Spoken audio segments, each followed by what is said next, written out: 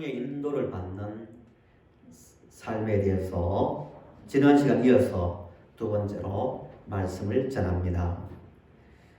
성도의 삶의 가장 큰 특징은 믿음으로 사는 삶이지요. 믿음으로 사는 그 삶이란 하나님의 약속의 말씀을 잡고 또 지금도 우리와 함께 하시며 우리를 이끄시는 성령을 따라 성령의 인도를 따라 사는 삶입니다. 그 모든 사람의 삶은 둘 중 하나입니다. 성령의 삶을 따라가느냐, 육신의 생각을 따라가는 삶이냐입니다. 육신의 생각을 따라가는 삶은 끝이 사망이고 성령의 인도를 따라가는 삶은 생명이라고 성경은 분명히 말씀하고 있습니다. 그런데 성령의 인도를 따르는 삶은 간단한 것 같지만 잘 되지 않습니다.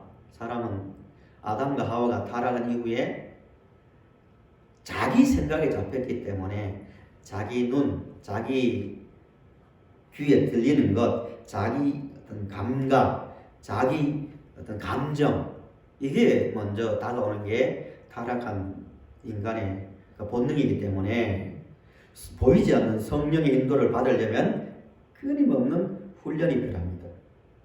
구약의 성도들도 광야 생활을 할 때 그 훈련이 한 가지입니다. 자신들의 생각을 따라가느냐, 보이지 않지만 인도하시는 하나님의 약속을 따라가느냐의 문제였습니다. 신약의 성도들도 마찬가지입니다. 평생 훈련인데 세상에 많은 소리가 들리고 논리가 있고 자기의 경험도 있지만 성도의 삶은 철저하게 성령의 인도를 따르는 삶이어야 합니다. 지난 시간 말씀을 잠시 복습하고 오늘 말씀을 들어가도록 합니다. 바울과 실라가 성령의 인도를 따라 터키 지역에서 바다를 건너 유럽으로 갔죠. 마케도니아 지역에 있는 빌립보로 갔습니다. 빌립보에 갔는데 전혀 다른 두 경험을 했다고 말씀드렸습니다. 하나는 루디아를 만난 일이고 하나는 귀신 들린 여자를 만난 일이었죠. 루디아를 만났는데 처음 가보는 지역이었지만 성령께서 루디아의 마음을 열어서 바울의 말을 듣게 하고 또 말씀을 받아 구원을 받으니까요. 소위 말해 은혜를 받으니까 바울과 전도 일행들을 강건하여 자기 집에 머물게 하면서 전도 센터로 사용하게 합니다. 한순간에 먹고 자는 문제가 다 해결되었습니다. 성령의 인도죠. 전혀 모르는 지역이었지만 성령께서는 루디아를 준비하셨고 또 바울과 일행들이 사역할 수 있도록 모든 것을 준비하셨습니다. 오면 정말 치밀한 성령의 인도라고 말할 수 있습니다. 그것뿐만 아니라 귀신 들린 여자를 쫓아내었다가 억울하게 옷이 벗겨진 채로 매를 맞고 깊은 감옥에 두 손과 두 발이 착고에 채워진 채로 감옥에 갇힌 것도 성령의 인도라고 말씀을 드렸습니다. 우리가 성령께서 우리와 함께 하신다 하지 않는다, 성령께서 나를 이끌고 계신다 아니다 기준을 나에게 두면 안 된다는 거예요. 철저하게 하나님의 말씀에 그 약속에 두어야 합니다. 그래야만 바른 인도를 받을 수가 있습니다. 또 바울과 실라가 깊은 감옥에서 한밤중에 뭘 했다고 했습니까? 찬송했다고 말합니다. 한밤중의 의미는 참 많이 해석할 수 있겠죠. 고난의 밤, 캄캄한 내일을 알 수 없는 어둠의 밤을 상징하기도 하지만 바울과 실라에게 있어서 한밤중은 또 한편으로는 자신을 돌아보는 고요한 밤에 왜 이런 일이 일어났는가? 우리가 어떻게 해서 아시아에서 빌립보로 넘어왔는가? 왜 우리가 이 감옥에 갇혀서 고난을 당하는가? 생각의 시간일 수도 있습니다. 깊이 생각하다가 하나님을 기도하고 하나님께 기도하고 찬송했습니다. 왜 찬송했을까요? 생각해 보니까 죽을 만큼의 고난을 당하지만 생각해 보니까 자신들을 구원한 은혜. 우리가 뭔데? 자기들이 뭔데? 복음을 위해서 여기까지 오게 하고 또 감옥에 갇히게 했는가? 모든 게 은혜로 들어갔단 말입니다. 우리 자신을, 우리도 인생의 밤을 맞이할 때도 있는데요. 우리도 그런 믿음이 있어야 돼요. 우리 자신을 돌아보면서 두 가지 결론이 항상 이 결론이 나와야 됩니다. 야, 나 같은 사람이 어떻게 많은 사람들 중에서 구원을 받았는가? 또 하나는 내가 많은 사람들 중에서 예수를 위해서 고난을 당할 수 있는가? 그래서 찬송할 수 있는 겁니다. 이게 지난 시간의 말씀이었고요. 오늘 본 말씀은 본문이 매우 깁니다. 21장부터 28장까지가 본문의 그 배경이 되는데요. 바울이 많은 사람들의 반대에도 불구하고 예루살렘으로 옵니다. 성령의 감동받은 제자들이 무슨 말을 했냐면 예루살렘에 가지 마시라고, 가면 큰일 난다고. 유대인들이 당신을 잡을 거라고 막았습니다. 21장 4절을 한번 보실까요? 배경이 긴데요. 전체 그림을 한꺼번에 다 보려고 합니다. 21장 4절을 보세요. 바울이 예루살렘으로 가려고 할 때 일어난 일입니다. 21장 4절에 제자들을 찾아 거기서 이래를 머물더니 그 제자들이 뭐에 감동받았다고요? 성령에 감동받았대요. 감동으로 바울더러 예루살렘에 들어가지 말라 했습니다. 성경 무슨 말을 해줬겠죠? 가면은 바울이 잡혀 고난을 당한다는 거예요. 근데 바울의 반응이 뭐냐면 21장 13절을 보세요. 바울이 대답하되 여러분이 어찌하여 울어 내 마음을 상하게 하느냐? 나는 주 예수의 이름을 위하여 결박당할 뿐 아니라 예루살렘에서 죽을 것도 각오하였노라 하니 하고 그 검면을 받지 않고 예루살렘을 간 거예요. 중요한 교훈이에요. 눈물을 흘리면서 바울 선생님 예루살렘에 가지 마세요. 성령께서 당신이 예루살렘에 가면 잡힐 것을 말씀하셨습니다. 바울도 성령에 의해서 난 가겠다는 거예요. 두 쪽 다 성령께서 말씀하셨지만 바울은 예루살렘에 들어갑니다. 들어갔는데 유대인들이 얼마나 바울을 싫어했는가 하면은 22장 보세요. 22장. 28장까지 중에서 22장 22절을 보세요. 예루살렘에서 일어난 일이에요. 22장 22절에 이렇게 말합니다. 이 말하는 것까지 그들이 듣다가 바울이 자기 예수님 만난 이야기를 쭉 했단 말입니다. 했는데 그들이 듣다가 소리 질러 이르되 이러한 자는 세상에서 없애버리자 살려줄 자가 아니라 하여 떠들며 옷을 벗어 던지고 티끌을 공중에 날렸다고 말합니다. 가끔 가다가 길거리에서 싸움하는 장면을 본 적이 있을 건데요. 어떤 분들은 우통을 벗고 옷을 막 다 벗어 던지고 싸우려 하는 분이 있습니다. 유대인들이 극한 분노의 감정을 가지고 옷을 벗어 던지고 티끌을 공중에 날리면서 저 사람은 살려줄 수가 없다고, 죽여야 된다고 잡아가지고 바울을 찢어 죽이려 합니다. 24절에도 그렇게 말합니다. 천부장이 바울을 영내로 데려가라 명하고 그들이 무슨 일로 그에게 대하여 떠드는지 알고자 하여 채찍질하며 신문하라 한대라고 말하고 있습니다. 그러니까 유대인들이 바울을 찢어 죽일까봐 바울을 잡아서 빼앗아 영대로 물건 취급하는 것 같잖아요. 물건에게 표현한 것 같잖아요. 바울이 찢겨질까 해서 빼앗아 로마의 장교가 급하게 영내로 데리고 들어옵니다. 이게 분위기였어요. 정말 분위기가 살벌하죠. 그런데도 바울은 예루살렘 왔는데 그날 밤에 오늘 읽으신 23장 11절입니다. 그날 밤에 성령께서 하신 말씀입니다. 우리 같이 앞을 보시면서 크게 읽어보시겠습니다. 같이 시작. 그날 밤에 주께서 바울 곁에 서서 이르시되 담대하라 내가 예루살렘에서 나의 일을 증언한 것 같이 로마에서도 증언하리라 하리라 하시니라. 아멘. 유대인들이 바울의 옷을 벗고 티끌을 날리며 바울을 찢어 죽이려고 할 때 그 밤에 성령께서 바울에게 하신 말씀이에요. 그날 밤에 주께서 바울 어디에 섰다고요? 곁에 섰다는 거예요. 곁에 서서 이르시되 담대하라. 내가 예루살렘에서 나의 일을 증언한 것 같이 로마에서도 증언하여야 하리라 라고 말씀하셨다는 거예요. 어떻게 보면은 정말 고난의 연속입니다. 바울을 찢어 죽이려고 하는 그날 밤에 성령께서 바울 옆에 계셨다는 거예요. 우리 성도님들도 이 세상을 살 때 항상 이런 믿음의 확신이 있어야 돼요.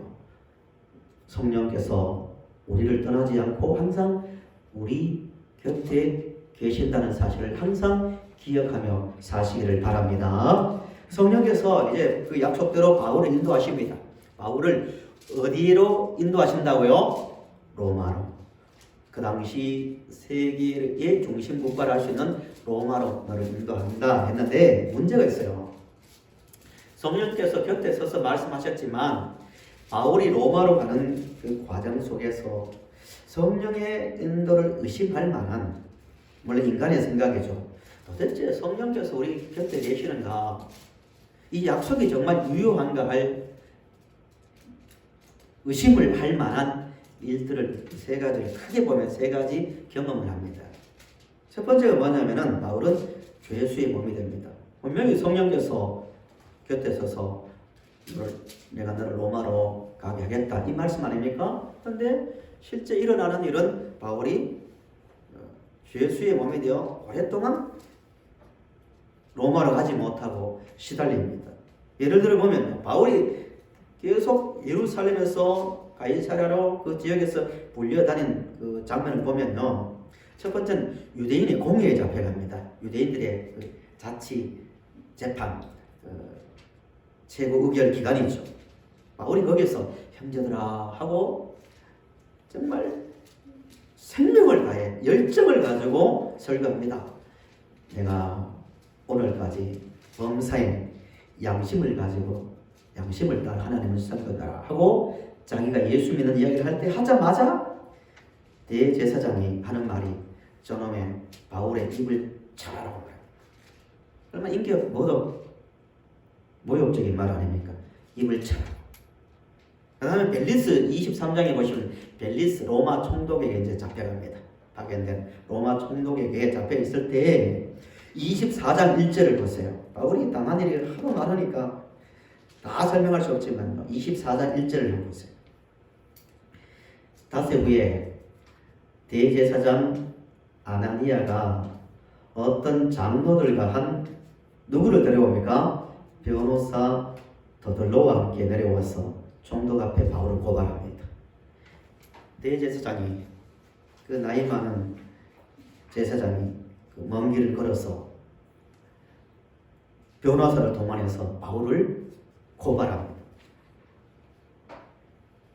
그 대제사장 아나니아의 말이 얼마나 그 상황을 잘 파악하고 매끄럽게 말하는지 3절을 보시면 이렇게 말합니다. 벨리스가 가요. 우리가 당신을 힘입어 태평을 누리고 또 이 민족이 당신의 선견으로 말미암아 여러 가지로 개선된 것을 우리가 어느 모양으로나 어느 곳에서나 크게 감사하나이다 라고 이렇게 말합니다. 참 아버지의 그 극치를 달하죠. 우리 민족이 당신의 뛰어난 선견으로 삶이 너무너무 좋아지고 잘 살게 되었습니다 하면서 변호사를 동원해서 바울을 고발하라고 합니다. 바울에게는 변호해주는 사람이 아무도 없습니다. 바울이 그 아나니아에 비하면은 참 초라하게 느껴질 정도입니다. 그 다음 24장 24절에서 26절에 벨릭스가 바울을 2해 동안에 잡고 있습니다. 왜냐하면 뇌물을 받으려고 2해 동안이나 잡고 있습니다. 바울은 뭐 성령께서 분명히 로마로 가게 하겠다는 약속을 했는데도 뭐 일은 더 어려워집니다. 더 유대인들의 반감이 심해지고 또 로마로 한 발짝도 못 가고 더 일이 꼬여가고 있습니다. 2년 동안 아무것도 하지 못하고 있습니다. 성령의 인도 맞는가의 문제입니다.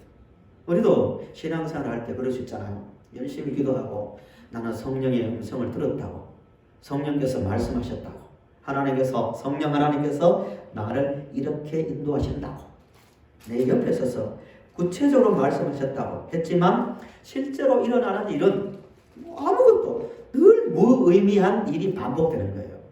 차라리 목숨이 위협을 당하는 것도 힘들지만 진짜 힘든 것은 무의미하게 보이는 시간의 반복입니다. 이게 참 힘든 거예요. 계속 잡혀있고 벨릭스도 그렇고 또 아나니아도 그렇고 뭐 바울에 대해서 별 관심이 없는 거예요. 로마에 대해서는 겨우 하는 게 바울을 잡고 있으면 이제 돈이 나오겠다. 그 뇌물을 바라고 있고 이런 삶이 계속 반복되는 거예요.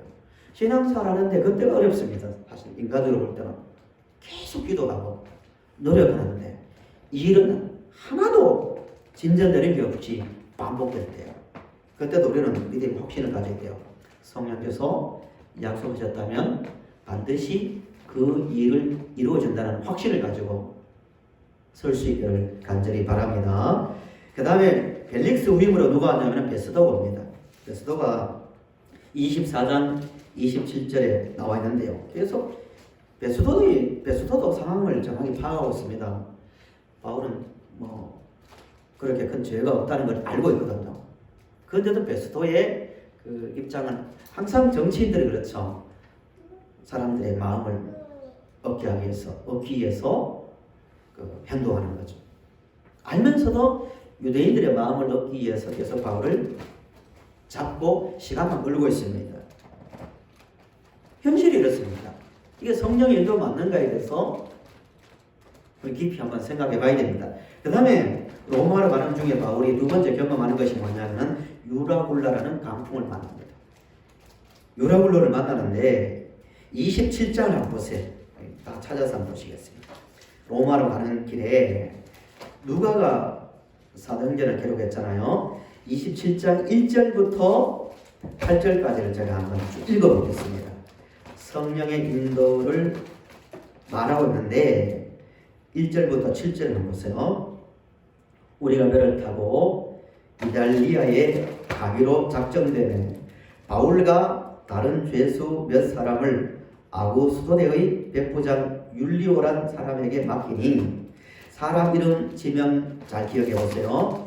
아시아 해변 각처로 가려 하는 아드라무테노 배에 우리가 올라 항해할세 마게도냐의 데살로니가 사람 아리스타고도 함께 하느라 이튿날 시돈에 되니 율리아가 바울을 친절히 대하여 친구들에게 가서 대접받기를 허락하더니 또 거기서 우리가 떠나가다가 맞바람을 피하여 구브로 해안을 의지하고 항해하여 길리기아와 밤빌리아 바다를 건너 루기아의 무라시에 이르러 거기서 백부장이 이달리아로 가려 하는 알렉산드리아 배를 만나 우리를 오르게 하니 배가 더디가 여러 날 만에 간신히 이도 맞은편에 이르러 풍세가 더 허락하지 아니하므로 살몬의 앞을 지나 그레데 해안을 바람막이로 항해하여 간신히 그 연안을 지나 미항이라는 곳에 이르니 라세아시의 시에서 가깝더라.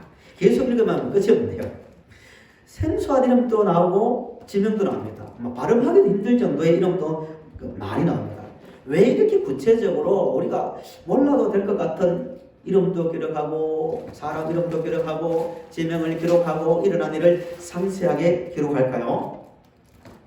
누가는 그걸 알고 있는 거예요. 무의미하게 지났던 그 길, 지나쳐도 될 것 같은 사람 하나까지도 상세하게 기록한 이유는 우리가 일상을 살아가면서 생소하게 보이고 무의미하게 보이는 것까지도 누가 인도한다는 거예요. 성령께서 하나하나 인도한다는 것을 말하기 위해서 어디에 머물렀고 무슨 배를 탔고 누구를 만났고 누가 이끌었고 상세하게 설명하고 있다는 거예요. 성도 여러분, 우리는 이런 생각을 늘 해야 됩니다. 일상을 살아가면서 만나는 사람들, 무의미하게 들리는 말들, 또 일들, 경험하는 일들 하나하나까지도 이 일상, 지난주에 말씀드린 대로 냉혹한 일상까지도 누가 인도하는 거예요? 성령의 인도 안에 있다는 것을 항상 생각하며 살아야 됩니다. 그런 가운데서 강풍을 만나죠. 유라굴라라는 강풍을 만나는데 뜻이 동풍, 북동풍 이런 뜻인데요. 갑자기 바울이 타고 가는 배가 태풍을 만났어. 열나흘 동안 아무것도 먹지 못하고 모든 것을 바다에 던져야 되는 파도를 만나요. 왜 만나는가의 문제입니다. 아니 다른 사람도 아니고 성령의 인도를 받는 바울이 탄 배가 왜 그런 광풍을 만나야 됩니까? 참 이해하기 힘든 부분입니다. 깊이 생각하면 성령께서 인도하시면 그냥 가면 되지 왜 그런 일을 만나게 하는가의 문제입니다. 또 세 번째 바울이 로마로 가는데 만난 큰 어려움은 28장 1절부터 6절 나오는 말씀인데요. 한번 찾아보겠습니다. 28장 1절 6절 말씀인데요. 바울이 구사일성으로 살아나서 멜리데라는 섬에 배가 걸리게 됩니다. 거기에서 다 6절에 내려왔는데 수훈이가 불을 피웠을 거 아니에요. 불을 피웠는데 하필 바울이 나무를 줍다가 독사에 물린 거예요. 왜 바울인가 문제입니다. 많은 사람이 있는데 276명이 탔다고 말하는데 왜 바울이 독사에 물렸는 거예요? 이해하기 힘든 문제들입니다. 왜 제수의 몸이 되고 유라굴라라는 광풍을 만나고 왜 독사에 물렸는가? 왜 그 이야기를 누가는 하나하나 빼지 않고 다 기록했는가의 문제예요. 하나하나 더 상세하게 왜 기록했을까요? 이 모든 과정은 성령의 깊은 뜻 가운데서 인도하신 성령의 역사에 따른 겁니다. 우리도요, 인생을 살 때요, 정말 우리는 진실하게 살았고 열심을 다해 하나님 앞에서 말씀을 따라 살지만 우리 힘으로 어쩔 수 없는, 아무것도 할 수 없는 무의미하게 보이는 일을 반복되는 삶을 살 수도 있고요. 치명적, 내 인생 끝났다, 더 이상 이 어려움을 벗어날 수 없다, 이 어려움에서 빠져나올 수 없다는 치명적인 유라굴라라는 강풍을 만날 수도 있고요. 독사에 물릴 수 있는 거예요. 바울이 그랬으니까요. 지나고 보니까 누가는 기록 가운데 해석이 됩니다. 왜 이런 일을 만났는가? 간략하게 해석하면 이런 거예요. 왜 바울이 죄수의 몸이 되었는가? 23장 12절 14절 다시 들어가겠습니다. 굉장히 많은 내용을 배경이 긴데요. 하나하나 확인해 보겠습니다. 23장 12절에서 14절을 보세요.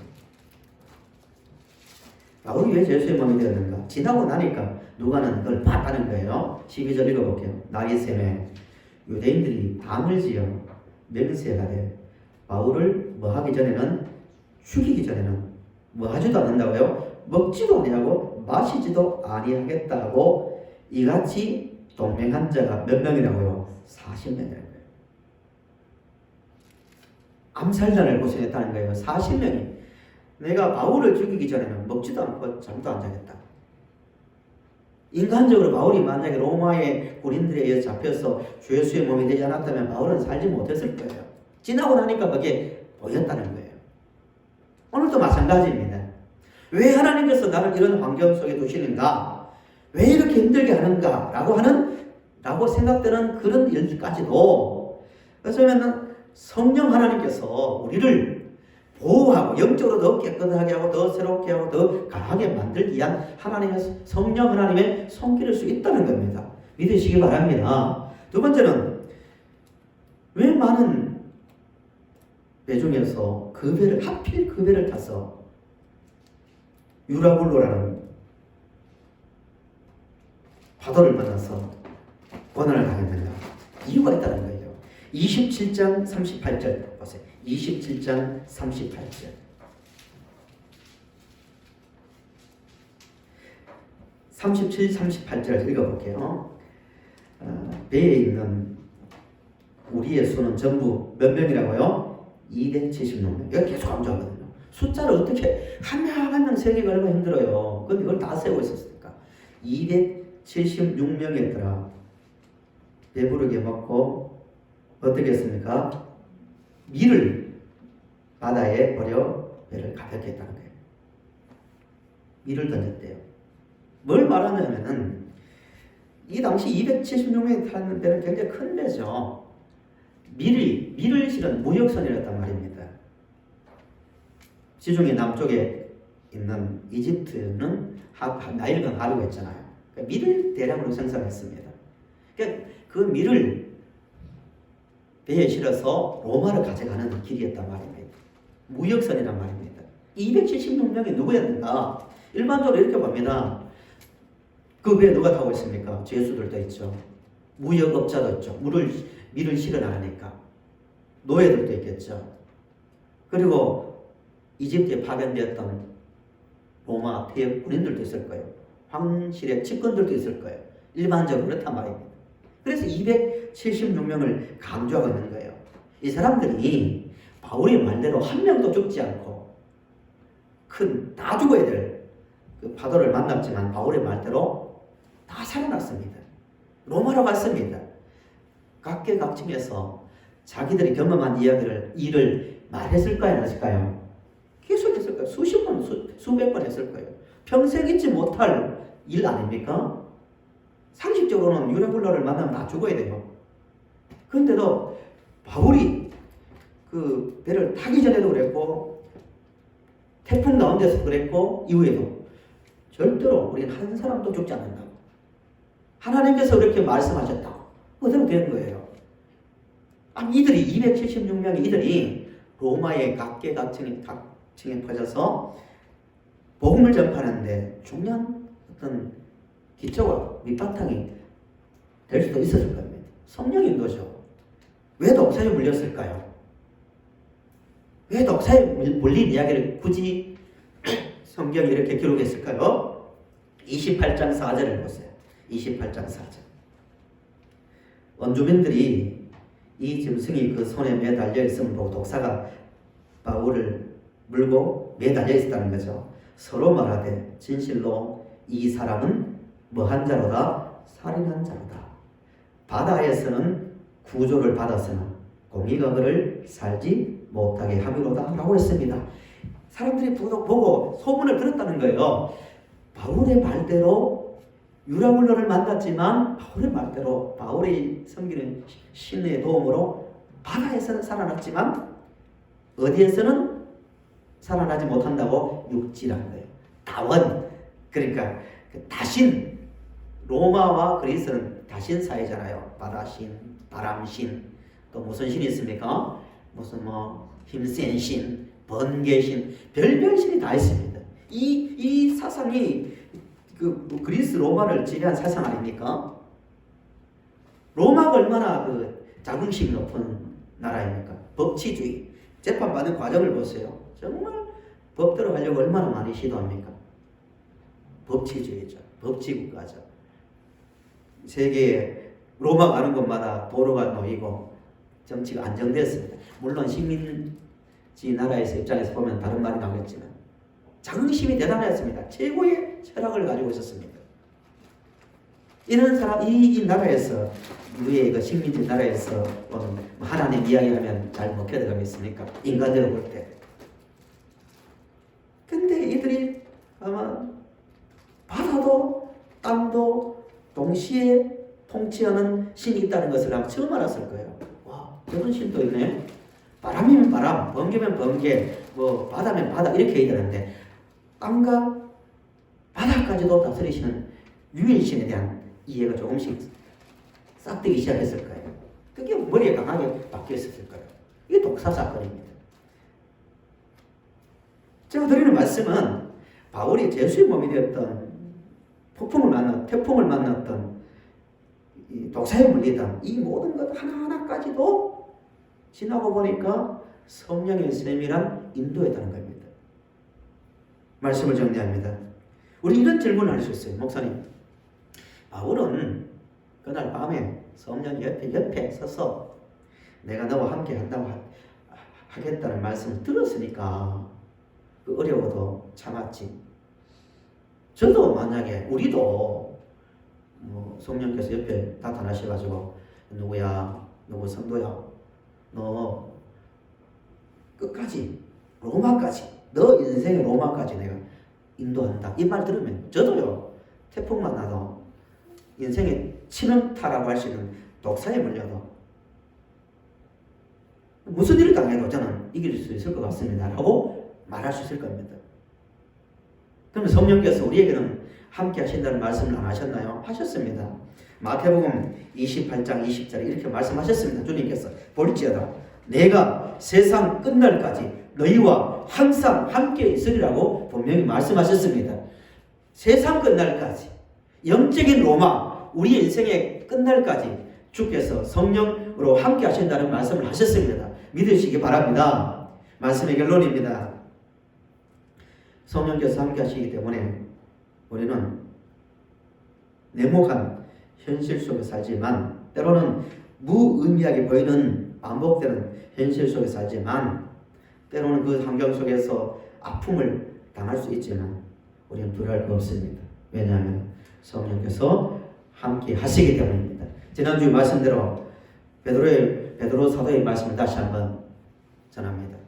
베드로전서 4장에 있는 말씀대로 베드로가 불시험을 당하는 성도들에게, 치욕을 당하는 성도들에게 한 말이 뭡니까? 성도 여러분, 불시험을 당하는 것 이상히 여기지 마십시오.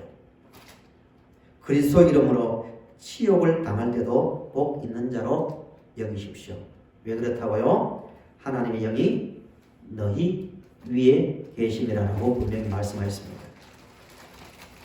성령 하나님은 우리 위에, 우리 옆에서 항상 함께 하시며 우리를 이끌어 가실 겁니다. 오히려 인생의 어려움이 인도하시는 성령의 신뢰 가운데서 영적 성장을 이루고 더 순수하게 만드는 은혜의 기회가 될 수 있도록 믿음으로 모든 것을 받아들이고 감사하며 살아가는, 찬송하며 살아가는 성도님들이 되시기를 간절히 바랍니다.